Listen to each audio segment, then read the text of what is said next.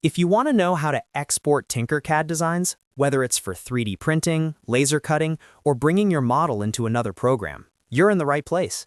In this video, I'll walk you through the exact steps in a simple way, so you can export your project correctly the first time. And if this tutorial helps you out, make sure to hit like, subscribe, and turn on notifications for more quick software guides just like this. All right, let's jump into Tinkercad. First, open the design you want to export. If you only want part of your project, click on the objects you want to export so they become selected. If you want to export the full design, make sure nothing is selected. This first step is important because Tinkercad gives you different export options depending on whether you're exporting everything or only selected shapes. Once your design is ready, look to the top right corner of the screen and click the Export button. This is where Tinkercad lets you download your work in different file formats. After you click Export, a menu will appear with a few choices. Here, you'll need to decide whether you want to export everything or only selected objects. If you want the complete model, choose Everything. If you only highlighted certain parts, choose Selected. Now comes the file format part, and this depends on what you're using the design for.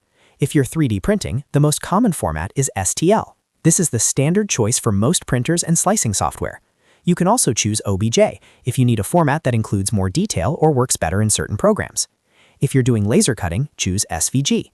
That will export a 2D cross-section based on where your design intersects the work plane.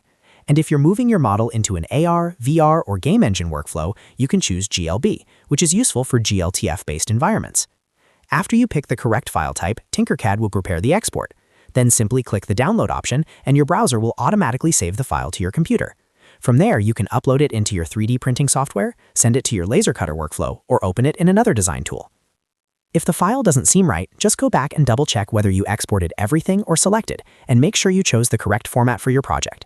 That small detail can make a big difference, especially when preparing files for printing or fabrication.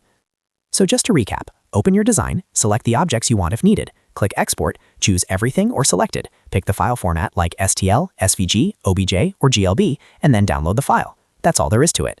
If this video helped you, please give it a like, subscribe for more beginner-friendly tutorials, and leave a comment if you want more Tinkercad tips. Thanks for watching, and I'll see you in the next one.